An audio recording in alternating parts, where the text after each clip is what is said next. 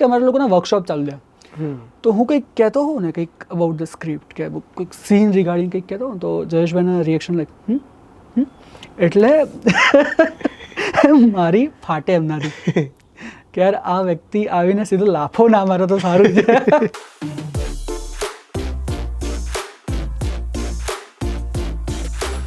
Welcome Dhruvbhai Thank you so much, bhai. to our next episode of Baatcheet. Yes, thank you. Today we have Dhruv Goswami sir, જેમણે હમણાં જ Kashi Raghav direct કર્યું અને બહુ જ સરસ ચાલી રહ્યું છે, તો first of all congratulations for that. Thank you so much. Thank you. કેમ છો ધ્રુવભાઈ, શું ચાલે છે અત્યારે? બસ જો અત્યારે એકદમ ફર્સ્ટ ક્લાસ ચાલી રહ્યું છે. ફિલ્મનું રિલીઝ થઈ એટલે એની જે કે પેલી વાહવાહી કહીએ ને, એ અત્યારે આમ લઈ રહ્યા છે બધી જગ્યાએથી. અને એના સિવાય નાના મોટા પ્રોડક્શન હાઉસ મારું છે, એના માટે કામકાજ ચાલી રહ્યું છે ને બધું ચાલી રહ્યું છે. નેક્સ્ટ ફિલ્મ માટેની પ્રિપરેશન્સ ને બધું વર્કઆઉટ કરી રહ્યા છે. So this was your first feature film જે તમે લખીને ડિરેક્ટ કરી? Yes, this is the first film. આ કોન્ફિડન્સ કઈથી આવ્યો કે હવે પિક્ચર આવીશું? સી એક મેકર તરીકે આજ નહીં તો કાલ ક્યારેક તો વાર્તા લોકોને કહેવાની જ છે, તો પછી કેમ નહીં શરૂઆત થોડીક એટલે લાઈક ટાઈમ પર થઈ જાય એમ. તો કોન્ફિડન્સ જેવું તો એવું હતું નહીં. ઘણા બધા લોકો સાથે અસિસ્ટ કર્યું હતું, ઘણા વર્ષોના એક્સપિરિયન્સ રહ્યા છે ફિલ્મોના, સિનેમાઝ, ટેલિવિઝન એ બધી વસ્તુઓના, તો હતું એક્સપિરિયન્સ કે ઓકે ચલો કરી શકીએ છીએ કામ હવે ઇન્ડિપેન્ડન્ટલી. બટ હા, કાશી રાઘવ સ્કેલની ફિલ્મ કરવા માટે હું સખત નર્વસ હતો, એ 100% કહીશ. કારણ કે જ્યારે મેં પ્રોડ્યુસરને પીચ કરી વાર્તા, તો એમને મેં 2 વાર્તા આપી હતી જે એકદમ મારા માટે ઇઝી હતી અને શોર્ટ હતી, કોમેડી ડ્રામા, અને એક હતી કાશી રાઘવ. અને એમને ચૂઝ કરી કાશી રાઘવ કે ચલો આપણે કાશી રાઘવ કરીએ. એટલે આ પાડતા તો પાડી દીધી, પણ પછી જે હાલત બગડી ગઈ હતી કે અરે યાર કેવી રીતે થશે આ તે. પણ એટલું હતું કે એની સાથે વાર્તા સાથે બહુ જ ન્યાય એને મળવો જોઈએ, એની સાથે લોયલ રહેવું હતું. That's it. Shooting in multiple locations, આટલું બધું એને ઓથેન્ટિક બનાવવું, એવું નહોતું કે આપણે સેટ બનાવી દઈશું. તમે કરી શકતા હતા, પણ you went to the locations, તમે શૂટ કર્યું. આમાં તમારો ને પ્રોડ્યુસરનો જે ટ્રસ્ટ કે એક બોન્ડ હોય, એ કેટલું જરૂરી છે? એટલે એમના માટે જે ટ્રસ્ટ હતો ને ડે 1 થી મારા ઉપર, તો એ એકદમ બ્લાઇન્ડલી હતું કે ઓકે ધ્રુવભાઈ તમને આ લાગે છે તો આ કરીએ, પેલું લાગે છે તો પેલું કરીએ. તો એ બાબતે બહુ જ મારા માટે એક એટલે હું કહેવાય ને કે પેલું લાઈક નસીબ લઈને આવેલો વ્યક્તિ એવું હું ફીલ કરતો હતો એ વખતે કે મને આવા પ્રોડ્યુસર્સ મળે. First of all thank you so much ધનપાલભાઈ એના માટે કે યાર દરેક ઈચ એન્ડ એવરી મુમેન્ટ, એટલે હું કહું કે સર યે કર સકતે, યે નહીં કર સકતે, તો એમની દરેક વાતમાં એ કે ઓકે હા, ઇવન માર્કેટિંગ સુધી થ્રુ આઉટ ધ એમની પ્રોસેસને પકડી રાખી છે કે આપણે ડિસ્કશન કરીને જ આગળ વધીએ. અને આ ફિલ્મ જે હતી એ બહુ જ અલગ સબ્જેક્ટ હતો. ગુજરાતી ઇન્ડસ્ટ્રી માટે it was a fresh thing. Absolutely. તો એ બી એક રિસ્ક ફેક્ટર હોય કોઈક વખત કે આપણે કંઈક આવું બનાવીએ છીએ તો ચાલશે નહીં ચાલે, પણ the conviction that you had, આ કન્વિક્શન કેટલું જરૂરી હોય એક રાઇટર કે એક ડિરેક્ટર માટે ફોર ધેર ફિલ્મ્સ? હું હંમેશા આ વસ્તુમાં એટલું બિલીવ કરું કે જે તમે વિચાર્યું છે ને લખતી વખતે, જો એ સ્ક્રીન સુધી પહોંચી ગયું ને, તો વાર્તા, સ્ટોરી ટેલિંગ આપમેળે સુંદર બની જશે. એટલે ઓટોમેટિકલી પછી બીજી વધારે મહેનત નથી રહેતી. आपने जितना सोचा है उतना सिर्फ एक बना दो बस, दैट्स इट. આ એક મેઇન પોઈન્ટ છે દરેક મેકર માટે કે તમને જ્યાં સુધી ના મળે ત્યાં સુધી મહેનત કરતા રહો. સમટાઈમ્સ મેકર્સ કે અમુક આસપાસના એવા પરિબળો પણ એવા કામ કરતા હોય છે કે અચ્છા નથી મળી રહ્યું, ચલો ચલાવવાળી ઘટનામાં જતા રહીએ, ચલો ચાલી જશે, પેલું ચાલી જશે, અરે ગુજરાતી ફિલ્મ છે તો આ થઈ જશે. પણ કાશી રાઘવમાં આવું બધું નહોતું કરવું. ઘણા બધા આઈડિયાઝ પણ મળ્યા કે આપણે ગુજરાતમાં કોઈક સેટ બનાવીને વારાણસી સેટઅપ કરીને શૂટ કરી દઈએ, કે પછી વારાણસીમાં આર્ટિફિશિયલ આરતી ક્રિએટ કરીને શૂટ કરી દઈએ, કે પછી કોલકાતાવાળી સિક્વન્સ હોય કે બીજી બધી જગ્યાઓના સેટઅપની સિક્વન્સ હોય. તો એ બધું ઘણા બધા ઓપ્શન્સ બહુ બધા મળતા હતા. ત્યાં આગળ હું પોતે as a maker, as a director confuse થતો હતો કે યાર શું કરું, આર્ટિફિશિયલ તરફ જવું કે પછી નેચરલ તરફ જવું. પણ એક હતું ડે 1 થી કે નહીં યાર, વાર્તા જે કહેવી છે અને એની માટે જેટલો સાચો હું રહીશ એટલું સરળતાથી લોકો સુધી પહોંચી શકીશ. તો નેચરલ લોકેશન્સ, નેચરલ ગંગા આરતી, કે એ જ આરતી, ચાલુ આરતી જે ડ્યુરેશન મળે છે એમાં જ શૂટ કરવું છે. ઇવન ત્યાં સુધી કે કોલકાતા બતાવ્યું છે ને ક્યાંક અમે નાનું સેટઅપ અહીંયા જુનાગઢ કે ક્યાંક ઊભું કરી રહ્યા છીએ, તો ક્રાઉડમાં પણ એટલે જે આર્ટિસ્ટ ક્રાઉડ આર્ટિસ્ટ જે હોય એ લોકો પણ અમે લોકો બેંગોલી જ હાયર કરેલા. ક્યાં બાત હે. કે લોકો બધા, કારણ કે સી દરેક ભાષાનું પણ એટલે દરેક સ્ટેટનું પણ એક સ્કિન ટેક્સચર કે ફેસ ટેક્સચર હોય છે, તો એ પ્રમાણે અમે લોકો વર્કઆઉટ કર્યા કે યાર એટલી ડિટેલ સાથે જઈએ એટલીસ્ટ ફિલ્મમાં. અને તમે ગુજરાતી મૂવીમાં બી બેંગોલી બોલતા લોકો બતાવ્યા છે કે Yes. બેંગોલી એવું નથી કે પેલું ડબિંગ આવી જાય, પેલું એ બેંગોલીમાં બોલતા હોય ને આપણને હિન્દીમાં સંભળાતું હોય કે ગુજરાતીમાં સંભળાતું હોય, તો એ બી એક બહુ ઓનેસ્ટી છે હા. In the story telling. એટલે વાત એ જ છે કે વાર્તા કેવી છે ને, જ્યાં જે જગ્યાની વાર્તા છે ને એ ભાષામાં રજૂ થશે ને તો એની એક પ્રોપર સ્મેલ જે કહેવાય છે, જેની ઓથેન્ટિસિટી કહેવાય છે, એ લોકો સુધી પહોંચશે, અને આઈ થિંક પહોંચી ગઈ. ડેફિનેટલી પહોંચી ગઈ. સો yes, I start from your starting. કે છોકરો જ્યારે નાનો હોય તો જ્યારે ફિલ્મિંગ આવે ને તો મારે હીરો બનવું છે, મારે એક્ટર બનવું છે. You chose storytelling, like directing, yes writing. કઈથી આવ્યું આ? બેઝિકલી કોલેજ, હું બીકોમનો સ્ટુડન્ટ, એટલે બીકોમનું ફર્સ્ટ યર હતું ત્યારથી આઈ ડિસાઇડ કે મારે ડિરેક્ટર બનવું છે, ફિલ્મ મેકર બનવું છે. શું હોય, કેમની પ્રોસેસ હોય, મને બિલકુલ નથી ખબર. બસ એમને જેમ કે અમદાવાદની અમુક યુનિવર્સિટીઝ છે, NIDs કે, તો ત્યાં આગળ જઈને બસ ધક્કા ખાતો હતો એડમિશન્સ માટે. ખબર પડે કે અરે યાર આટલી બધી ફીસ છે, ઓકે ચલો કેન્સલ કરો, બિકોઝ ફેમિલી અફોર્ડ ના કરી શકે સમથિંગ.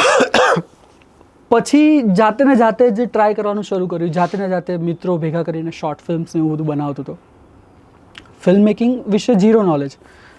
પછી ખબર પડી કે અચ્છા ઓકે કંઈક હું બીજું હવે વર્કઆઉટ કરી શકું છું, કારણ કે હવે ઇન્ડસ્ટ્રીમાં ઘૂસવું છે. આ તો એવું થશે કે હું મારી પોતાની અલગથી કંઈક બનાવી રહ્યો છું, પણ હવે ઘૂસવું છે અંદર. તો ફાઇનલી ડ્રામાના વર્કશોપ્સ કેવી રીતે જોઈન કર્યા, એક્ટિંગ શીખવાનું શરૂ કર્યું, કારણ કે એ પણ એક બીજ છે એઝ અ ડિરેક્ટર. તો એ બધું શીખવાનું સ્ટાર્ટ કર્યું. એમાં નાટકોમાં બેક સ્ટેજ ને બધું કરવાનું ચાલુ કર્યું. એ કરતાં પછી ગુજરાતી ફિલ્મ એઝ અ એડી તરીકે ઓફર થઈ. એ જ ફિલ્મમાં એઝ અ ચીફ તરીકે મને લીધો એ લોકોએ. પછી ટેલિવિઝન કરવાનું સ્ટાર્ટ કર્યું, પાછું ફિલ્મો તરફ વળ્યો. ગુજરાતી બીજી નટ સમ્રાટ છે કે બધી ફિલ્મોમાં એઝ અ ડિરેક્શન ટીમમાં હું કામ કરતો હતો. પછી બીજી નાની મોટી ગુજરાતી ફિલ્મો કરી 2020 સુધીમાં, અને એના પછી આઈ ડિસાઇડ કે હવે કામ કરવાનું એવી રીતે બંધ કરવું છે. બહુ શીખી લીધું, હવે જે કરવું છે જાતે કરવું છે. ક્યાં? એટલે પછી પોતાનું પ્રોડક્શન હાઉસ ઊભું કર્યું 2019ની અંદર, અને એ જ વખતે પછી પોતાના માટે વેબ સિરીઝોને બધું બનાવવાનું ચાલુ કર્યું હતું. પછી એડ ફિલ્મ્સ, કોર્પોરેટ ફિલ્મ્સ, આ બધું પ્રોસેસ ચાલતી હતી. પછી કાશીરા ગવાયું. ક્યાં? So you talked about your production house Vakyam. Yes, basically Vakyam નો અર્થ વાક્ય જે થાય છે, હા. કે વાક્યથી વાર્તા સુધી આપણે હા. લઈ જઈ શકીએ ને. અને આની અંદર સ્પેસિફિકલી હું કહું કે લાઈક પહેલાં એવું હતું કે હું પોતે જ કરતો હતો, ડાયરેક્ટલી બધું ચાલતું હતું. નવા જે ટેલેન્ટ્સ હોય એ લોકોને સાથે કોલેબરેટ કરતો હતો, એ લોકો સાથે આખું ટીમ બનીને લોકો કામ કરતા હતા. પણ હવે એક એવો ફેઝ છે કે લાસ્ટ 1.5 વર્ષથી કે જે લોકોને ડિરેક્શન કરવું છે, જે લોકોને રાઇટિંગ કરવું છે, જે લોકોને એડિટિંગ કે બિહાઇન્ડ ધ કેમેરા કે પછી ફ્રન્ટ કેમેરા એઝ એક્ટર, જે લોકો ખરેખર ટેલેન્ટેડ છે ને લાગે છે કે આ લોકો સાથે કામ કરી શકીએ, તો એ લોકોને આપણે સાથે કોલેબરેટ કરીએ છીએ અને એ લોકો કામ કરે છે સરસ રીતે. સો વાક્યમ, આ નામ તમને કેવી રીતે સૂઝ્યું? બસ એટલે વ્હીકલ ડ્રાઈવ કરતો જતો હતો અને મગજમાં આવ્યું કે યાર વાક્ય મતલબ વાક્યમ, અને પછી મેટાફરિક બધા જોઈન કર્યા અને દેન આઈ ડિસાઇડ કે ઓકે ચલો વાક્યમ નામ રાખીએ, રજિસ્ટર કરો, આ કરો તે કરો, અને સો વાક્યમ. એઝ યુ સેડ કે તમે સ્કેચીસ બનાવ્યા, શોર્ટ ફિલ્મ્સ બનાવી. Yes so you were into comedy writing as well. Yes, અને તમારા પેજ પર બી અમે જે વિડીયોઝ કોમેડી તમે આટલું બધું કોમેડી ફની, અને then you switch to a film that is very serious. Yes basically મારું ઝોનરા જોવા જઈએ તો ડાર્ક ફિલ્મ્સ વધારે છે, રિયાલિસ્ટિક સિનેમા વધારે છે, જે આપણે બધા જ લોકો એકબીજા સાથે રિલેટ કરી શકીએ ખાસ કરીને. પણ કોમેડી લોકોને જોવું છે, અને લખી શકું છું, કરી શકું છું, તો પછી ચલો કરીએ અને પરફોર્મ કરીએ, એટલે પછી એ રીતે સ્ટાર્ટ થઈ ગયું. So when you were working with, તમારી પહેલી ફિલ્મને તમે કામ કરો છો જયેશ મોરે સર જોડે, યસ દીક્ષા મેમ જોડે, આ લોકો બહુ સિનિયર એક્ટર્સ છે. યસ. તો ઇન્ટિમિડેટ થાય તમે જ્યારે ડિરેક્ટ કરતા હોય એમને, કે આ એક્સપિરિયન્સ કેવો હતો working with Jayesh sir and Diksha ma'am? સ્ટાર્ટિંગમાં બંને જણને મેં ફોન ઉપર જ ફિલ્મ નરેટ કરી હતી કે સર મેમ આવી રીતે ફિલ્મ છે, હું કરવા જઈ રહ્યો છું અને ઈચ્છા છે કે તમે આ કેરેક્ટર કરો, એવી રીતે કરીને બેઝિક મારો એક અપ્રોચ હતો એમને. તો એ લોકો મુંબઈ રહેતા હતા, હું અમદાવાદ હતો, તો પોસિબલ નહોતું હું જઈને વાર્તા સંભળાવી શકું કે એ બધી વસ્તુ. તો ફોન ઉપર અમે લોકો બેઝિક એક નરેશન પ્લાન કર્યું. જયેશભાઈ કે હું શૂટમાં છું, હું તને અડધો કલાક આપી શકીશ અને આપણે વાત કન્ટિન્યુ કરીએ. પણ મારો ફોન આઈ થિંક 2 કલાક ચાલ્યો. ઓહો. મારો જયેશભાઈ સેમેશ દીક્ષા કંઈક ટ્રાવેલ કરી હતી એના વર્કશોપ માટે મનાલી સમવેર, અને એ વખતે આફ્ટર અ વીક અમે લોકો નાની મોટી ડિસ્કશન પછી નરેશન માટે આફ્ટર અ વીક કનેક્ટ થઈ શક્યા. તો દીક્ષા માટે પણ એવું હતું કે હું થોડોક નર્વસ હતો એને નરેટ કરવા માટે, બિકોઝ અગેન મોટું નામ. જયેશભાઈ માટે પણ એવું કે again senior actor, respectful actor, કે એમની સાથે બહુ જ સરખી રીતે કંઈક આઘું પાછું ના થાય એવી રીતે વાત કરવી. અને નરેશન આપ્યું, એમને બહુ મજા આવી ગઈ વાર્તા. પછી મળવાવાળી ઘટનામાં અમે લોકો ગયા કે ચલો હવે મળીએ, બધું કમર્શિયલ બધું ઓકે છે, બધું શોર્ટેડ છે. મળ્યા પછી બેઝિક અમારે આ મેઇન મહત્વની વાત અહીંયા આવે છે કે અમારા લોકોના વર્કશોપ ચાલુ થયા. તો હું કંઈક કહેતો હોઉં ને, કંઈક અબાઉટ ધ સ્ક્રિપ્ટ કે કોઈક સીન રિગાર્ડિંગ કંઈક કહેતો હોઉં તો જયેશભાઈના રિએક્શન લાઈક એટલે મારી ફાટે એમનાથી કે યાર આ વ્યક્તિ આવીને સીધો લાફો ના મારો તો સારું છે કે ये मेरे को मारेगा. વાડી મને ફિલિંગ આવે કે જયેશભાઈ મારશે આવીને. તો યસ એવું લાગતું હતું, પણ અરે યાર મતલબ જ્યારે જેમ જેમ કામ કર્યું અને ફિલ્મ ફ્લોર પર ગઈ, બહુ બધા અપ્સ એન્ડ ડાઉન્સ આવે, કારણ કે એ અપ્સ એન્ડ ડાઉન્સ અમે બધાએ ફેસ કરે છે એક સાથે. જયેશભાઈને બહુ જ બધી વખત વાગવું, ઇન્જર્ડ થવું, દીક્ષાની તબિયત બગડવી, પણ આખું એક માહોલ હતો ને, આખો ફેમિલી જેવો માહોલ હતો. એક જણ થોડુંક લથડાય તો બીજું જણ એને સાચવી લે, બીજું જણ કંઈક, તો આખું એક બહુ જ સ્મૂથલી આખું એક સિમ્પલ કોલેબોરેશન થઈ રહ્યું હતું. અને એ ફીલ થયું કે જ્યારે સારી વાર્તા કે સારા ઇન્ટેન્શનથી કંઈક વસ્તુ બની રહી હોય ને, ત્યારે હંમેશા આવી પોઝિટિવ એનર્જીસ એકબીજા સાથે જોડી જતી હોય છે. તો નો ડાઉટ પ્રોબ્લેમ્સ બહુ જ બધા આવેલા છે અમને લોકોને સાથે, પણ અગેન આર્ટિસ્ટ સાઇડથી એ લોકો એટલા સપોર્ટિવ હતા, એ લોકો ગજબ લેવલના. એટલે ઓલમોસ્ટ 80% અમે લોકો રિલેક્સ ત્યાં હતા કે ચલો કંઈક પણ ઉપર નીચે આવશે ને તો એમના સાઇડથી કંઈ ઇશ્યુ નહીં આવે, એ સંભાળી લેશે. તો મજા આવી ગઈ. સો યસ, તમે જ્યારે કોઈ વાર્તા વિચારો, અત્યારનું જે ચાલી રહ્યો છે સિનેરિયો, એના વિશે આપણે વાત કરીએ કે when you think of a story, એક સ્ટોરી જે તમે કીધું તમારું જોનર બી ડાર્ક છે, જેમાં આપણે હેપી એન્ડિંગ નહીં, આપણે ટ્રુ એન્ડ કે આમ સાચી વાર્તા બતાવી છે, શુગર કોટ નથી કરવું કોઈ વસ્તુને. અને અત્યારે એટલું બધું ચાલ્યું છે કે બહુ બધા ફિલ્ટર્સ લગાવવા પડે કે જ્યારે મારે કોઈ મૂવી બનાવવું છે કે મારે કોઈ વાર્તા બતાવી છે ને ઓડિયન્સને, તો હું મારી વાર્તા બતાવીશ ને તો પહેલાં મને કહેશે કે જે સ્ટ્રીમ કરવાનું હશે કે આ સીન નહીં ચાલે, આ કાપી કાઢો, ફિલ્ટ્રેશન બહુ થાય, એમાં વાર્તા કોમ્પ્રોમાઇઝ બી થતી હોય છે. ટ્રુ. તો આની પર તમારું શું ટેક છે? સી, જ્યારે પણ આ ફિલ્ટરેશન્સની આખી પ્રોસેસ આવે છે ને, તો એ ક્યાંથી આવી રહ્યા છે પહેલાં મેટર એ કરે છે. અને કંઈ પણ આપણે વાર્તા જ્યારે કહેતા હોઈએ ને એઝ અ મેકર, તો એક એક પોઈન્ટ છે, એક એક વાત છે એક આખી વાર્તામાં, એક એક નાના નાના એલિમેન્ટ્સ છે. તો જો એક પ્રોપર રીઝન સાથે થતા હોય ને, જેમ કે કાશીના કેરેક્ટર્સને લઈને, જસ્ટ એક્ઝામ્પલ તરીકે કાશીના કેરેક્ટર્સને લઈને નાની મોટી વસ્તુઓ છે, તો એ દરેકે દરેક વસ્તુ પર એક કારણ હોવું જરૂરી છે. યસ, બરાબર. ઇફ તમે સ્ટ્રોંગ પોઈન્ટ સાથે દરેકે દરેક એલિમેન્ટ્સ એડ કર્યા છે ને, તો આઈ ડોન્ટ થિંક સો કે કોઈ એને હટાવી શકે. પણ હા, તમે એને બ્યુટિફિકેશન્સ માટે જો કર્યા હશે ને કે યાર इससे कहानी और सुंदर दिखेगी, તો જે કહેવાય ને કે શુગર કોટે પોતે જ શરૂ કરી નાખ્યું પહેલે, તો બીજાની સુધી તો આપણે પહોંચતા જ નથી, પણ પહેલાં પોતાનાથી જ શરૂ થઈ ગયું શુગર કોટ કરવાનું. તો વોટ આઈ બિલીવ કે તમે જે પણ પોઈન્ટર્સ રાખો છો, બહુ જ સ્ટ્રોંગ ઓપિનિયન સાથે રાખો કે આ એટલા માટે છે ને આ હોવું જ જોઈએ. તો રાઇટિંગ અ સ્ટોરી, તમે જ્યારે સ્ટોરી લખો તો તમે એક પોઈન્ટથી સ્ટોરીને ચાલુ કરી અને એક પોઈન્ટથી એન્ડ કરી, પણ જ્યારે એ લોકો તમે કેરેક્ટર લખ્યું, ફોર એક્ઝામ્પલ કાશીનું કેરેક્ટર, તો તમે એ કેરેક્ટર પર કેટલું ડીપ રિસર્ચ કરો, કેરેક્ટર રાઇટિંગમાં કેટલું ડીપ રિસર્ચ હોવું જોઈએ કોઈ માણસનું, કે એનું ચાલુ ભલે 30 વર્ષની હતી ત્યાંથી થયું, પણ એ નાનપણમાં કેવી હશે, શું હશે. કેમ કે તમે જ્યારે કેરેક્ટરને સમજાવો, ફોર એક્ઝામ્પલ દીક્ષા મેમને જ્યારે તમે સમજાવ્યું હશે, તો એમના માટે બી એ રિસર્ચ તમારું હોય કે એક્ટરનું હોય? સી, આ આખું કોલેબોરેટિવ વર્ક છે. અગેન જેમ કે જ્યાં સુધી સ્ક્રિપ્ટ અને સીનની રિક્વાયરમેન્ટ છે, કે જે સીનની ઉપર વર્કઆઉટ થઈ રહ્યું છે, કે આ કેરેક્ટર લાઈક ગામડામાંથી નીકળ્યું છે, મુંબઈ ગયું, અગેન ત્યાંથી કોલકાતા ગયું, અને એની જે આખી જર્ની છે બરાબર કેરેક્ટરની, તો એના આસપાસ કેટલા પરિબળોએ કામ કર્યું હશે ત્યારે આ કેરેક્ટર હવે આ પ્રકારે નીકળીને બહાર આવ્યું છે. એના માટે તમારે અમુક લાઈવ એક્સપિરિયન્સ પણ લેવા જોઈએ. જેમ કે હું પોતે એકલો કમાટીપુરા ગયો હતો, ત્યાં જોવા માટે કે એ લોકો કેવા છે, લોકો સાથે વાતચીત કરેલી છે. સેમ એઝ ટ્રક ડ્રાઈવર્સની વાત કરીએ તો હું અહીંથી દિલ્હીની બાજુમાં એક છે કોઈક સિટી, ત્યાં આગળ અહીંથી અમદાવાદથી ટ્રકમાં દિલ્હી ગયો હતો, અમદાવાદથી વેરાવળ અને વેરાવળથી પાછો અમદાવાદ આવ્યો હતો બાય ટ્રક. તો આ લોકો સાથે ટ્રક ડ્રાઈવર સાથે વાત કરી ત્યારે ખબર પડી કે આ લોકો શું છે વ્યક્તિઓ એક્ઝેક્ટલી, આ લોકોનો થોટ પ્રોસેસ શું છે, મેન્ટાલિટી કેમની છે.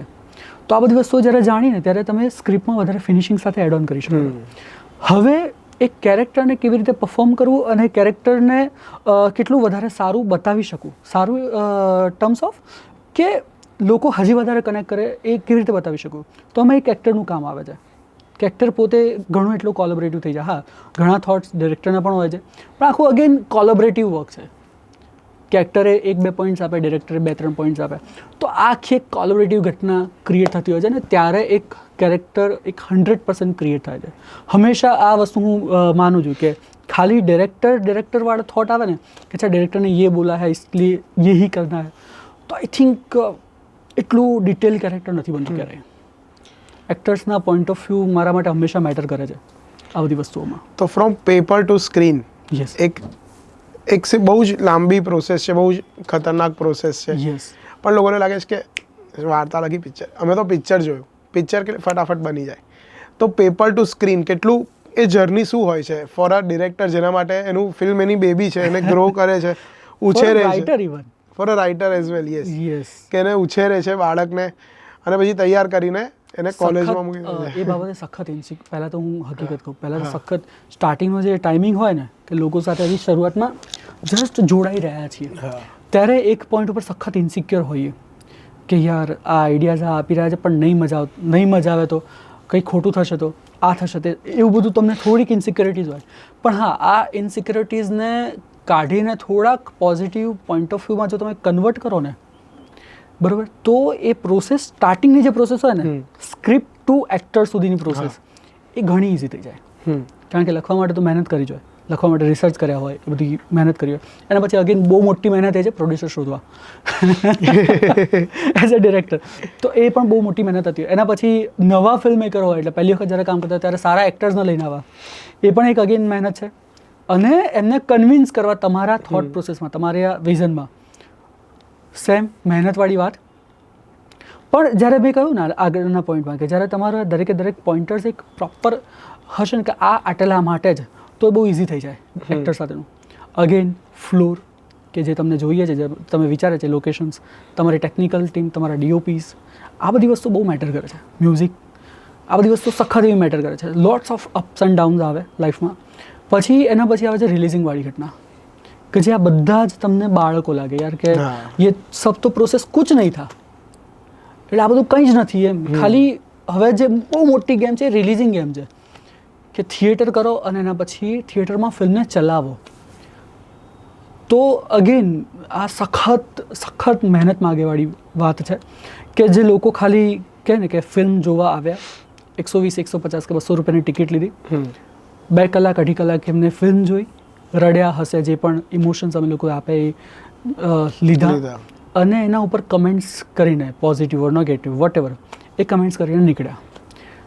પણ આ બધી જ વસ્તુને અલગ લાવીએ તો આખી સખત મહેનત માંગી લેવી પ્રોસેસ થઈ જાય છે. ફિલ્મ બનાવી, ફિલ્મ ચલાવી, ઇવન લોકો સુધી પહોંચાડવી. અને આ જેમ તમે વાત કરી, અહીંયા આપણે ભલે ગુજરાતમાં છે, ગુજરાતી ફિલ્મ આટલું બધું પ્રોગ્રેસ કરી રહી છે, પણ અહીંયા સ્ક્રીન્સ ઓછી મળે છે. એ એક અનસેડ થિંગ છે કે એવું થાય છે કે સ્ક્રીન્સ ઓછી મળે છે, પિક્ચર સરસ હોવા છતાં જલ્દી જતું રહે છે. એ બધું શું હોય છે ને, મેં ફિલ્મ વખતે બહુ ફેસ કર્યું હતું. હા, કે લોકોની કમ્પ્લેન હતી કે સ્ક્રીન બહુ ઓછી મળી છે.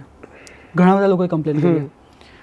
પણ હું તમને કહું ને કે કાશી રાઘવ સ્ટાર્ટિંગનું જે ફર્સ્ટ વીક હતું ને, એ ફર્સ્ટ વીક પણ ના કહી શકાય, સ્ટાર્ટિંગના 3 દિવસ as a producer, as a maker અમને લોકોને 3 દિવસ જ રમવા માટે મળે, ફ્રાઈડે, સેટરડે, સન્ડે. આ 3 દિવસમાં તમે એટલે માર્કેટિંગ કરીને પહેલાં તો કેટલું કરો, એ મેઇન વસ્તુ છે. કોઈ પોઈન્ટ એવા બાકી ના રાખ્યા હોય કે માર્કેટિંગ અચ્છા અહીંયા બાકી રહે છે કે ત્યાં બાકી રહે છે, બધું જ તમે માર્કેટિંગ કરી નાખ્યું. એના પછી પણ એક રેશિયો તો એવો હોય કે હજી પબ્લિક સુધી તમે એટલું જોઈએ એટલું નથી પહોંચ્યા, બરાબર. અને આના કારણે તમારા એટલે ફ્રાઈડે, સેટરડે, સન્ડે કદાચ ખરાબ ગયા. Just example. તો મંડેથી ઓટોમેટિકલી તમારા જે સ્ક્રીન્સ હોય એટલે તમે એવું હોય કે ભાઈ હું પૈસા આપું, ચલો ને ચલાવો ને, પણ ના ચાલે. થિયેટર્સમાંથી ફિલ્મો ઉતરવા જ લાગે એટલે શોઝ કેન્સલ થવાનું ચાલુ થઈ જાય. એ સોમવારથી ગુરુવાર સુધીની એક પ્રોસેસ હોય છે કે જેની અંદર ફિલ્મોના શોઝ ધીરે ધીરે ઓછા થતા ગયા જસ્ટ બિકોઝ ઓફ ઓડિયન્સ નથી જઈ રહી. બરાબર, આમાં ઓડિયન્સનો પણ કંઈ વાંક નથી, એ અલગ જ આખી એક પ્રોસેસ છે. નેક્સ્ટ પોઈન્ટમાં હું તમને કહું, પણ ઓછા થતા ગયા એટલે બટ ઓબ્વિયસ છે ઓડિયન્સ નથી જઈ રહી તો એના કારણે શોઝ નથી ચાલી રહ્યા, શોઝ નથી ચાલી રહ્યા, એના કારણે શોઝ હવે બંધ થઈ રહ્યા છે. તો આ બધી વસ્તુ થાય, નો ડાઉટ. આ કેસમાં અમે લોકો થોડાક લકી હતા. નેક્સ્ટ વીકથી ઓલમોસ્ટ અમારી પાસે કંઈક 28 એટલા જ શો રહ્યા હતા ફ્રાઈડેના દિવસે, અને સમહાઉ કંઈક સ્પાર્ક થયો, કંઈક મેજિક થયું, અને ઓલમોસ્ટ સેકન્ડ ફ્રાઈડે સેટરડે સન્ડેની આસપાસમાં જ અમારા અગેન 180 or 200ની આસપાસ શોઝ થઈ ગયા હતા ખાલી 2 જ દિવસમાં. એટલે જે તમે કીધું ને કે શોઝ નથી મળતા એ બધી વાળી વસ્તુ, પણ એવું નથી હોતું. ઓડિયન્સ જાય છે તો થિયેટરવાળા લોકોને પણ ફિલ્મ બતાવી છે અને લોકો સુધી ફિલ્મો પહોંચાડવી છે, અને આ બધાની મહેનત રહે છે. પણ ક્યાંક ને ક્યાંક આપણે ગુજરાતી છીએ, આપણે લોકો બિઝનેસમેન્સ છીએ, ધંધાદારી વ્યક્તિઓ છીએ, તો ગુજરાતી ફિલ્મમાંથી પબ્લિક નથી આવતી તો બોલિવૂડ ફિલ્મમાં બાજુની સ્ક્રીનમાં વધારે હાઉસફુલ જઈ રહ્યું છે, તો એ લોકો સીધો જ બીજો શો વધારી દેશે બોલિવૂડ ફિલ્મનો અને સીધી ગુજરાતી ફિલ્મ કેન્સલ કરીને બોલિવૂડ ફિલ્મ મૂકી દેશે. તો ઓડિયન્સની જે આપણે વાત કરી, ઓડિયન્સ પુલ કે એની શું ગેમ હોય છે? આ ગેમ એટલે કોઈ સમજી જ નથી શકતું યાર. હું પહેલી ફિલ્મમાં તો કંઈ જ ના કહી શકું આ બાબતે તો, પણ ડિસ્ટ્રીબ્યુટર્સથી માંડીને જે વર્ષોથી ફિલ્મ બનાવે છે ને એ લોકો પણ આ વસ્તુને નથી સમજી શક્યા કે ફિલ્મ કેવી રીતે ચલાવી. પહેલાં તો એટલું એક બહુ જ સિમ્પલ છે કે ફિલ્મ સારી બનાવી, બરાબર, પછી ચલાવવાળી ઘટનામાં જઈએ તો માઉથ પબ્લિસિટી થાય તો ઓડિયન્સ ઓટોમેટિકલી વધારે આવે છે જોવા માટે.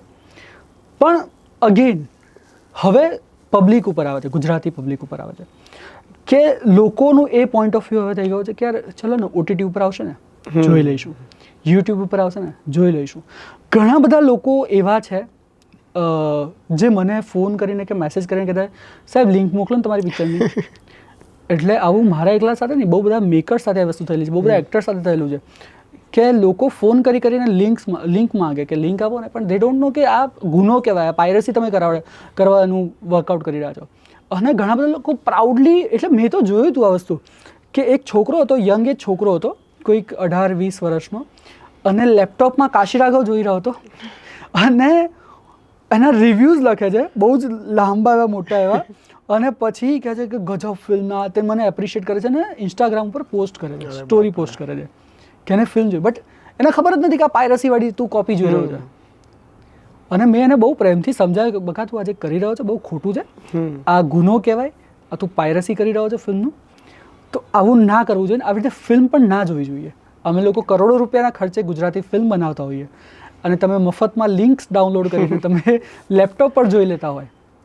સો અગેન આ એક પોઈન્ટ ઉપર આવું છું કે જે લોકો પૈસા ખર્ચે છે ને, 150 રૂપિયા કે 120 રૂપિયા કે વોટ એવર એક અમાઉન્ટ, એ લોકો એવું પ્રિફર કરે છે કે અમે લોકો હોલિવૂડની ફિલ્મ જોવા જઈએ, અમે લોકો બોલિવૂડની કોઈક ફિલ્મ જોવા જઈએ. પણ યસ, ગુજરાતી ફિલ્મ તો લિંક કે પછી OTT ઉપર જોવા મળી જશે ને, તો ગુજરાતી ફિલ્મ એવી રીતે જોઈ લઈશું. અમે જોઈએ છે ને ગુજરાતી ફિલ્મ, આવું પ્રાઉડલી કે અમે લોકો જોઈએ છે ને ગુજરાતી ફિલ્મ, હમણાં જ મને લિંક આવી હતી, મેં જોઈ હતી. આ બધું બહુ ચાલી રહ્યું છે. સો દેટ્સ ધ ઓનલી રીઝન કે થિયેટર સુધી ફૂટફોલ બહુ ઓછો છે. અને આ સ્ટોરીઝ મૂકવાનું બી એક ટ્રેન્ડ ચાલી ગયું છે. અમે અત્યારે કોલ્ડપ્લે વાળું તો એક અલગ જ ઘટના છે જેમાં લોકો ફોટા મંગાવીને સ્ટોરી નાખે છે, ગ્રેટ એક્સપિરિયન્સ ને આમ તેમ. હમણાં અમે એક એક્ટર જોડે, બહુ જ સિનિયર એક્ટર કે બહુ જ વેલ નોન એક્ટર જોડે એક કોલેજ વિઝિટ કરી હતી, જેમાં મારા ટીમવાળા જોડે એક કહું કિસ્સો થયો કે એક છોકરી ફોટા પડાવીને ગઈ એક્ટર્સ જોડે. એક્ટર્સ કહે કે આ કોણ હતું? યસ, આવો રિયલ લાઈફ કિસ્સો. તો અત્યારે આ લોકોને સોશિયલ મીડિયા પર પોસ્ટિંગનું બહુ જ આમ એક ગાંડું થઈ ગયું છે કે મારે પોસ્ટ કરવું છે. સોશિયલ મીડિયા એટલે મને ખરેખર એવું બીક, એક ટાઈપ ઓફ હવે બીક લાગે છે કે યાર આ દેખાદેખીનો એટલો મોટો માહોલ બની ગયો છે ને કે લોકો પોતાની રિયલ લાઈફને કે પોતાના એકચ્યુઅલ અસ્તિત્વને ભૂલી રહ્યા છે. જેટલા સોશિયલ મીડિયાના બેનિફિટ્સ અને લોકો, એટલે જેટલા ફાયદા છે ને એટલા જ લોકો એના એનાથી ડબલ ઘણા ગેરફાયદા ઉઠાવી રહ્યા છે. અને બહુ ખરાબ થઈ રહ્યું છે. મને ગોવામાં બી આ એક્સપિરિયન્સ, ગોવા એરપોર્ટ પર હતો, એક એક્ટર હતો ત્યાં, આખું 25-30 જણનું ટોળું એની જોડે ફોટો પડાવીને જાય, અને પછી બધા અંદર કોણ છે એટલે શોધી લઈશું. સ્કેન કરો, પેલો ગૂગલ લેન્સમાં સ્કેન કરો, એને ટેગ કરવો છે, એવી બધી વાતો. Yes. અને એક્ટર્સને બી એ રિસ્પેક્ટ નથી મળતી. હું તમને સાચું કહું ને, એક્ટર્સને વચ્ચે બેસાડી દે છે અને ફોટા પડાવે, 2 લોકો જાય, ફોટો પડાવે જાય. એટલે એ they are treat like furniture, કે અમે લોકો કે ફર્નિચર, કોઈક એવા સ્ટેચ્યુ સાથે ફોટા પડાવી રહ્યા છીએ કે એને તો પડાવવા જ પડે અમારી સાથે ફોટા. હા, એટલે એક એ બહુ ખરાબ ટ્રેન્ડ એક ચાલી રહ્યું છે. 100%. અને આ મેં ફેસ કર્યો અમારા પ્રમોશન એક્ટિવિટીઝ દરમિયાન કે લોકોને નથી ખબર કે આ કોણ એક્ટર છે, આ કોણ એક્ટર છે.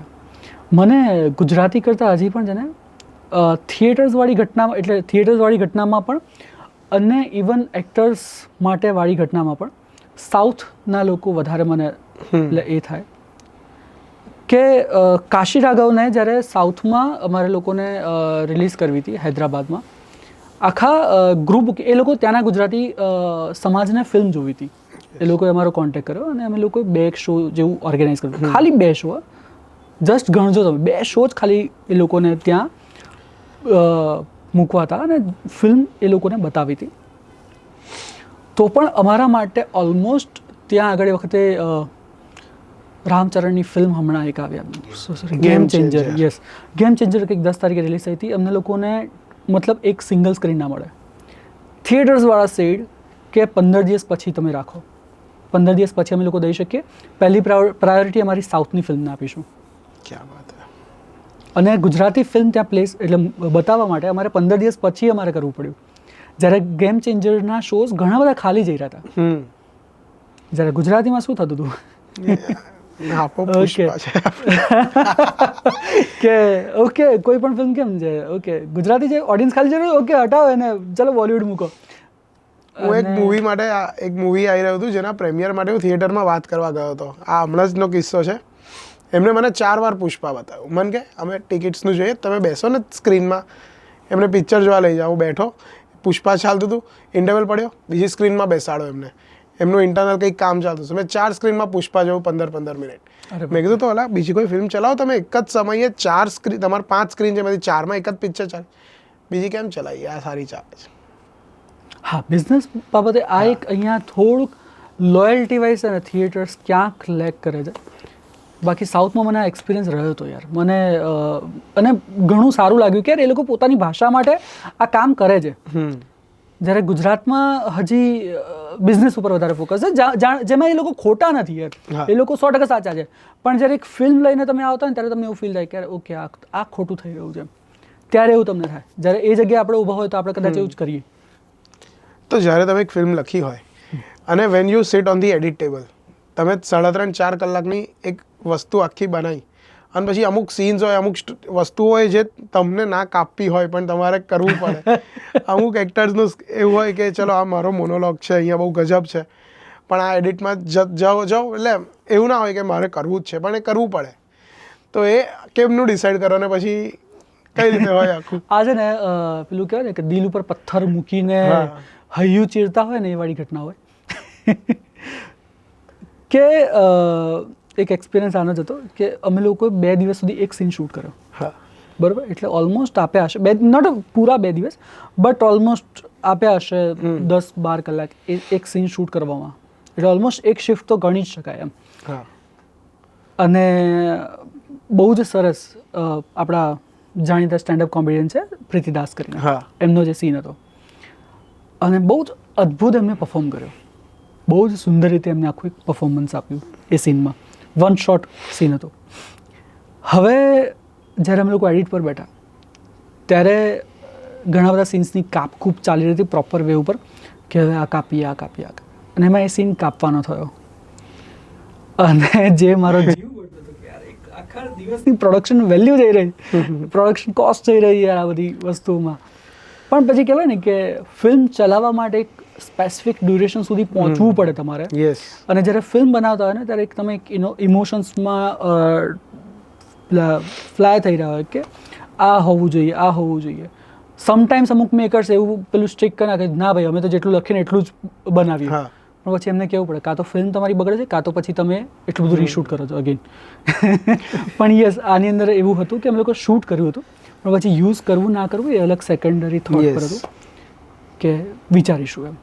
પણ આમાં તમે એક્ટરને આવું પ્રીતિ મેમની વાત કરી તો એમને એ એટલા જ સપોર્ટિવ मैंने कहा क्या ध्रुव भैया आपने ये मेरा सीन काट दिया आते ये मेरा सबसे पसंदीदा सीन था इतनी मेहनत की थी मैंने उसके लिए પણ પછી મારે એમને કહેવું પડે કે સી સમથિંગ લાઈક પ્રેક્ટિકલી અમુક વસ્તુઓ છે જે એક્સેપ્ટ કરવી પડે અને જે છે તો છે. પણ આ એક્સટેન્ડેડ વર્ઝન્સ તમે ઓટીટી પર કરી શકાય. યસ 100%. એ એક ટ્રેન્ડ ચાલુ થવો જોઈએ કે જે તમે ડિલીટેડ સીન્સ રાખ્યા અને તમે ત્યાં દેખાડી શકો. 100% એ એક થઈ શકે. સો યસ ટોકિંગ એટલે એમને કહેવાય કે લો તમે ધનપાલભાઈ સાંભળજો. તો આપણે જ્યારે વાત કરીએ કે મૂવીઝ જે બિગ સ્ક્રીન પર જે એક્સપિરિયન્સ આપે છે, જેમ કીધું કે લોકો એવું કહે કે ચલો ઓટીટી પર આવશે તો જોઈ લઈશું, પણ એ એક્સપિરિયન્સ જે મોટી સ્ક્રીન પર મળે છે આટલા મોટા પડદા પર એ લેવો કેટલો જરૂરી છે ફોર ઓડિયન્સ? અગેન એક વસ્તુ યાર કે મને કોઈક ઓનલાઈન પોર્ટલ પરથી ફૂડ મંગાવીને ખાવું છે કે મને ત્યાં રેસ્ટોરન્ટમાં બેસીને ખાવું છે, એ મારી પર્સનલ ચોઈસ છે. સેમ એઝ ઓડિયન્સ માટે પણ આ જ વસ્તુ છે કે એમને થિયેટરમાં જઈને ફિલ્મ જોવી છે કે જ્યાં તમે ગરમા ગરમ તમે એનો પ્રોપર એક લાવો લઈ શકો છો. એને જે મેકર્સે જે ફિલ્મ બનાવવા માટે થઈને જે મહેનત કરી છે, એના સાઉન્ડના એક જે લેયર્સ કહેવાય એના માટે થઈને એ લોકોએ આખી રાત જાગીને કામ કર્યું છે, એ લેયર્સ તમે ફીલ કરી શકો છો. થિયેટરમાં જઈને જુઓ તો જ્યારે તમે મોબાઈલમાં કે ટેલિવિઝનમાં ઓટીટી કે પછી પાયરેટેડ કોપી તમે જુઓ છો ને, ત્યારે તમે ખાલી ફિલ્મનો 20% ભાગ જોઈ શકો છો. સો that's why I always suggest two everyone કે ફિલ્મ હંમેશા થિયેટરમાં જઈને વધારે જોવું વધારે સારું છે, કારણ કે મોબાઈલ અને એમાં ખાલી તમને 20% જોવા મળશે, ખાલી વાર્તા સાંભળવા મળશે એની અંદર એટલું શ્યોર છે, બાકી ફીલ કરવા થિયેટરમાં મળશે. તો જ્યારે તમે આટલું બધું ઇન્ટરનેટ પર શોર્ટ ફિલ્મ્સ કરી, વેબ સિરીઝ કરી, વિડીયોઝ કર્યા, અને when you are making a film, તમે બહુ બધા લોકો જોડે કામ કર્યું હશે. યસ. અને જ્યારે તમે ફિલ્મ બનાવો છો એ લોકોને ખબર પડી હશે ત્યારે બહુ બધા લોકો એવા હશે કદાચ કે જે તમને કહેતા હશે કે અમને બી. હા, એ ઘણા બધા લોકો હતા. પણ મારું ડે વનથી એવું જ રહ્યું હતું કે, અને બધા લોકોને કહ્યું હતું, ક્લિયર જ હતું, જે લોકો એક્સપેક્ટેશન્સ રાખીને બેઠા હતા કે તમારા લાયક યોગ્ય કામ હશે તો જ હું કહીશ, બાકી આવીને તમે પાછળથી નીકળી ગયા કે પછી દેખાણા નહીં કે તમારો સીન કપાઈ ગયો, એવાવાળા ઝોનરામાં હું તમને એઝ અ આર્ટિસ્ટ નહીં હાયર કરું. સોરી, કારણ કે સારા આર્ટિસ્ટને વેસ્ટ ના કરવા જોઈએ એવું હું માનું છું. રહી વાત ટેકનિકલ ટીમની, જે વર્ષોથી મારી સાથે જે ટેકનિકલ ટીમ જોડાઈ છે, કે મેકઅપ ટીમ છે, કે આર્ટ ટીમ છે, કે ડિરેક્શન ટીમ છે, કે ડીઓપી છે, કે મ્યુઝિક ડિરેક્ટર્સ છે, કે એના સિવાયના અલગ અલગ ફેક્ટર્સ છે, કોસ્ટ્યુમ ટીમ છે, કે આ બધા, તો એ જ લોકો ફિલ્મમાં હતા. જેથી કરીને મારા માટે સૌથી મારું મોટું કમ્ફર્ટ ઝોન એ જ હતું કે હું જે લોકોને ઓળખું છું, જે લોકોને જાણું છું, જે લોકો સાથે વર્ષોથી કામ કરતો આવ્યો છું, એ જ લોકો છે સાથે હું કામ કરી રહ્યો. No doubt after a film નવા બીજા ઘણા બધા લોકો કોન્ટેક્ટમાં આવે કે આવી કોઈ ફિલ્મો સાથે એમને પણ જોડાવું છે તો નેક્સ્ટ ટાઈમ યાદ કરજો, અને ડેફિનેટલી કંઈક ને કંઈક આગળ કોલેબરેટ થશે. પણ અત્યારે તો સ્પેસિફિકલી જે લોકો સાથે કામ કરતો એ લોકો જ હતા ફિલ્મમાં. પણ like being a sweet person that you are, તમને કોઈ દિવસ ગુસ્સામાં અમે જોયા નથી, તો તમે ના કેમ નહીં પાડો છો લોકોને? કેમ કે મને એવું લાગે છે કે તમને કોઈ 2-3 વખત કે તમે ના પાડવામાં થોડોક હેસિટેટ કરતા હશો. ના, હું બહુ જ મોઢા ઉપર સ્પષ્ટ ના પાડવામાં માનું છું અને હું ના પાડી દઉં છું. પણ હા, મારા ના પાછળના કારણ હોય ને એટલે સામેવાળું વ્યક્તિ સમજી જાય. અને ના પાડવું કેટલું જરૂરી હોય છે અમુક જગ્યાએ. અરે યાર, એટલે ખરેખર તમને ના પાડતા આવડવું જોઈએ, આ બહુ જ હકીકત છે. બાકી તમે એટલા બધા પીલાયા કરો કે યાર એક ટાઈમ પર તમે હેઝિટેટ થઈ જાઓ અને પછી થઈ જાય કે યાર તમે હવે બ્લાસ્ટ થશો. જો ના પાડતા નહીં આવડતું તો બેટર છે તમે એક પ્રોપર એક તમારું કારણ હશે તમારું ના પાડવા પાછળનું, એક કારણ સામેવાળા વ્યક્તિને જણાવો અને એના પછી તમે એને સમજાવો કે આ વસ્તુ એટલે પોસિબલ નથી. અને પછી તો તમારા ને એમના સામેવાળા વ્યક્તિના રિલેશન્સ અને એની ઉપર ડિપેન્ડ કરે છે યાર કે તમારી વાતને કેટલું સમજે છે. And when you are making this film, તો તમારું જે ચેનલ હતું, તમારું જે પ્રોડક્શન હતું, તમારું જે બેબી હતું, યસ, એ સફર કરી રહ્યું હતું અમુક જગ્યાએ. હા, એટલે આમ હું કહું કે સફર નહોતું કરી રહ્યું, કારણ કે વાક્યમના ટીમના ઘણા બધા લોકો ફિલ્મમાં લાગેલા છે. પણ જ્યારે હું પોસ્ટ પ્રોડક્શન્સની પ્રોસેસ આ ફિલ્મ બહુ વધારે પડતી લાંબી હતી, તો એ વખતે ઘણા બધા લોકો ડેફિનેટલી સફર કરી રહ્યા હતા કે એ લોકો પાસે હવે કાશી રાઘવ પછી નવું કંઈ વાક્યમ સાઇડથી કોઈ પ્રોજેક્ટ્સ નથી. અમુક લોકો ફ્રીલાન્સલી નવું બીજું ચાલુ કરી નાખ્યું, બધી અલગ અલગ પ્રોસેસ થઈ હતી.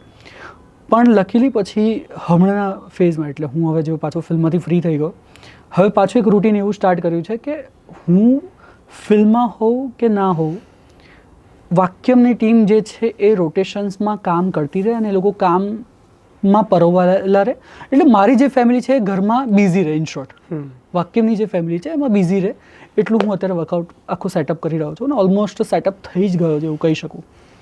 Vote is your vision for Vakyam? એક બહુ જ મોટું પ્રોડક્શન હાઉસ જ્યાં તમને સ્ક્રિપ્ટથી માંડીને સ્ક્રીન સુધીની બધી જ ફેસિલિટીઝ મળી રહે, બધા જ સજેશન્સ મળી રહે. જે પણ નવા લોકો આવી રહ્યા છે એ લોકો, નવા લોકો એટલે પ્યોર એનર્જી અને જે લોકોને ખરેખર કામ કરવું છે એવા લોકો છે. એ લોકોને બહુ જ ઇઝીલી આમાં ઇન થઈ શકે, કંઈ મોટું સ્ટ્રગલ ના કરવું પડે. તો બસ એક એવું પ્લેટફોર્મ બનાવવું છે કે જ્યાં લોકો ઇઝીલી પોતાનું ટેલેન્ટ બતાવી શકે. ઇન શોર્ટ, અને એમને કમર્શિયલ રિટર્ન્સ મળે, મફતમાં નહીં.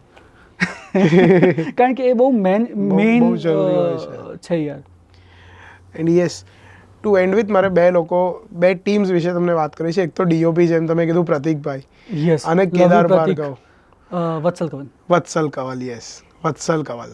ઓકે, આનો એ વત્સલ કવન.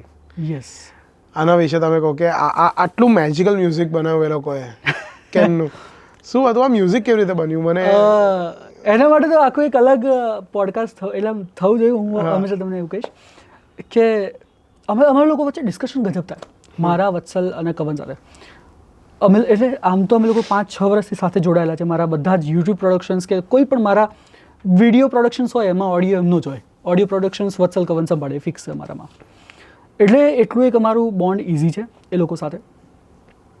પ્લસ ફિલ્મને લઈને જે થોટ હતા, જે આઈડિયાઝ હતા, એ હંમેશા અમે લોકોને દેતો રહ્યો કે મને આ વસ્તુ આ રીતની જોઈએ છે, આ વસ્તુ અહીંયા પ્રમાણે જોઈએ છે. જેમ કે અમુક સ્કોરમાં તમે જોશો કે કાશી જ્યારે એક જગ્યાએ ઘરે આવે છે તો એના દોહા અલગ ગવડાયેલા છે, જાય છે ત્યારે અલગ દોહા ગવાયેલા છે. કુશલભાઈ વાળા, યસ, કુશલ ગઢવીવાળા. પ્લસ લાસ્ટ મરશિયા સોંગ. હા, તો આ બધું છે ને અમારા લોકો વચ્ચે બહુ જ ડિસ્કશન્સ થતી હોય આ બધી વસ્તુને લઈને, લાઈક એક વસ્તુને લઈને, અને એના પછી એક આઉટપુટ નીકળે. અને એ લોકોનું મ્યુઝિક જ્યારે પણ લાગે ને વત્સલ કવરનું, એટલે આટલા ટાઈમ પછી એ લોકોને ખબર છે કે મને શું જોઈએ છે. એટલે ક્યારે હવે રિજેક્શનમાં નથી જતું કે વત્સલ હજી આ કંઈક નવું કરી શકે, કવન હજી આમ કંઈક કરી શકે. એ લોકોનું આવે એટલે મને ખબર હોય કે મને જે જોઈએ છે મળી ગયું. અને જુબિન નોટિયાલ, રેખા, સોરી, એન્ડ વિથ પ્રતિક તો એટલે યાર એ તો like he is my bro. એટલે એનું જે એક વિઝન હતું ફિલ્મને લઈને, એક ડીઓપીની આંખ જે કહીએ આપણે, કે જે ફિલ્મને જોતી હોય, તો જે હું વિચારતો હતો ને એ જ પ્રતિક વિચારતો હતો. એ જ થોટ એના હતા. એને આર્ટ ડિરેક્શન બહુ ગમે, જ્યારે આર્ટ ડિરેક્શન મને પણ સખત ગમે કે મને કોઈ ફ્રેમ મારી ખાલી ના હોવી જોઈએ, એક પ્રોપર એક શેડ દેખાતા હોવા જોઈએ સ્ક્રીન ઉપર, જે પ્રતિકને પણ બહુ ગમે. એટલે અમારા બંને માટે બહુ ઇઝી થઈ જતું હતું. અને કલર્સ બી બહુ ગજબ રીતે ડિપિક્ટ કર્યા હતા પિક્ચરમાં, ઇમોશન્સના પ્રમાણે. યસ યસ યસ યસ, એ બહુ જ એક સરસ વસ્તુ હતી. બંને ટીમની મહેનત ગજબ હતી. Even costume team also, makeup team પણ. કોસ્ચ્યુમમાં હું તમને આ કહું કે જ્યારે ક્લાઇમેક્સ વાળો સીન છે ને ત્યારે 3 કેરેક્ટર છે, 3 કેરેક્ટર્સના અલગ અલગ કલર્સ આપેલા છે. હજી સુધી ક્યાંય વાત નથી થઈ, પણ આ પહેલી વખત કહી રહ્યો છું કે 3 અલગ અલગ કેરેક્ટરના અલગ અલગ કલર્સ આપેલા છે, જે કલર્સ પ્રમાણે એ જગ્યાએ જોડાય છે. અચ્છા, જેમ કે લાલ કલર, તો એ લાલ એટલે લાઈક ઓરેન્જ કલર, તો એ આગનો કલર છે. બ્લુ કલર તો જે પાણીનો કલર છે. ગ્રીન કલર તો એ અર્થનો કલર છે. તો જ્યારે તમે ક્લાઇમેક્સ જુઓ તો તમને એ આઈડિયા બેઝિક આવી શકે. સો કોસ્ચ્યુમને લઈને પણ એટલું ડિટેલિંગ કરવામાં આવે છે, મેકઅપ, એવરીથિંગ, બધી જ વસ્તુઓમાં વધારે ડિટેલિંગ. એટલે આમ બધાને એવું લાગતું કે ફિલ્મ ખાલી જે અમે જોઈએ છે એ જ છે, પણ એની પાછળનું જે હોમવર્ક છે અને જે મહેનત છે બહુ જ અલગ લેવલની ગજબ છે. એટલે મારે તો એકાદું કંઈક સ્ટાર્ટ કરવું છે કે untold stories of Kashi Raghav. બહુ જ મસ્ત લાગશે. કેમ કે લોકો ઇઝીલી 2-2.5 કલાક 3 કલાક જોઈને જતા રહે છે, પણ જે પાછળ જે મહેનત હોય છે સખત હતી, બહુ જ સખત. અને યસ, આ ક્વેશ્ચન રહે કે રેખા ભરદ્વાજ મેમ છે કે જુબિન નોટિયાલ સર, એમની જોડે આપણે જે સોંગ્સ કરાયા, અને વત્સલ કવન જ્યારે એ લોકોને પિચ કરતા હતા, તો હાઉ વોઝ ધેટ પ્રોસેસ? પહેલાં તો અમારા લોકો માટે શું થતું હતું કે અમે લોકો ટેગલાઇન સાંભળતા હતા, નવા છોકરાઓ. તો અમે લોકો આ ટેગલાઇન સાથે જ લઈને ચાલતા કે નવા છોકરાઓ કામ કરી રહ્યા છે. યસ, રેખા મેમ સાથે અમારા લોકોને જે સ્ટાર્ટ થયું ને, તો એ પ્રોસેસ કંઈક અલગ. રેખા મેમ સાઈડથી સખત એક પોઝિટિવ અપ્રોચ હતો, અદ્ભુત હતો.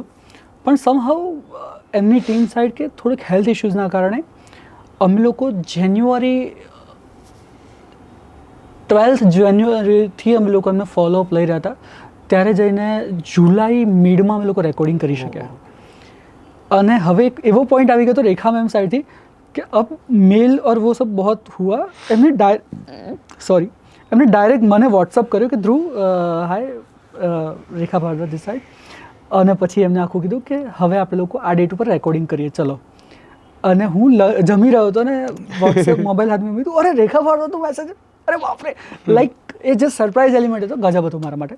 કારણ કે તમે 6 મહિનાથી જે વ્યક્તિ સાથે કામ કરવા માટે તમે મહેનત કરતા હોય અને અચાનક એમનો વોટ્સઅપ પર તમને મેસેજ આવે ડાયરેક્ટલી, તો એ અદ્ભુત એક્સપિરિયન્સ હતો. ઇવન વિથ જુબિન સર, એમની સાથે બહુ સ્મૂથ રહ્યો એક્સપિરિયન્સ હતો. લાઈક કમર્શિયલ ડિસ્કશન્સ કર્યું, પછી એમની બીજી ટીમ હતી એ જે લાગી કે હવે સ્કેડ્યુલ કરીએ આપણે રેકોર્ડિંગનું, અને બસ એના 3 દિવસમાં અમે લોકો રેકોર્ડિંગ કર્યું. એટલે આઈ થિંક 15 થી 20 દિવસનું જ એમની સાથે એક પ્રોસેસ રહી હતી. ક્યાં અને બહુ જ બ્યુટીફુલ મ્યુઝિક બન્યું છે મૂવીનું, બહુ જ સરસ. વત્સલ કવાને બંને ગજબ મહેનત કરી છે. ઇવન જતન ઓલ્સો, જતને બહુ જ સારા લિરિક્સ લખ્યા છે. So yes, what's next in stories? શું લખો છો તમે અત્યારે? અત્યારે અગેન એટલે જે લોકોને જોવું છે કોમેડી ડ્રામા એ જ લખી રહ્યો છું. પણ હા, આ કંઈક અગેન આ હકીકત છે કે અલગ વાર્તા છે કે જે હમણાં આપણે સોશિયલ મીડિયાવાળી વાતો થતી હતી ને, એ પ્રકારની કંઈક વાત છે કે જે લોકો બહુ જ ઇઝીલી કનેક્ટ કરી શકે અને સુધરી શકે. તો એના પ્રકારે વાત છે. સો લાસ્ટલી કાસ્ટિંગ પર આવીએ. અવની સોની પરફેક્ટ કાસ્ટિંગ હતું પિક્ચર. યસ. અવની એટલે જે લોકોના કાસ્ટિંગ, લીડ કેરેક્ટર્સ હતા દીક્ષા, જયેશભાઈ, શ્રુહદ, આ લોકોનું મારી સાઈડથી થયું હતું. બાકીના જે પણ કાસ્ટિંગ્સ હતા અવનીએ જે કર્યા છે વોઝ અમેઝિંગ. બધા જ એકથી લાઈક આ જ કેરેક્ટર જેવું તમને આઈડિયા આવી જાય. So that was perfect. અને જેમ આપણે વાત કરી, તમે જે સ્ટોરી લખી અને આખું ઓન ફ્લોર હતું, ત્યારે તમને એવું હતું કે આ જ એક્ટર્સ કરશે કે એવું હતું કે ઓપ્શન્સ હતા? ના, ઓપ્શન્સ મેં રાખ્યા જ નહોતા. હા. જેમ કે એક શોર્ટ ફિલ્મ દીક્ષાને જોઈ રહ્યો હતો, એમાં મને દીક્ષા વર્તાઈ ગઈ હતી કાશી તરીકે. મને દેખાઈ આવી હતી કે આ કાશી જ છે, પરફેક્ટ.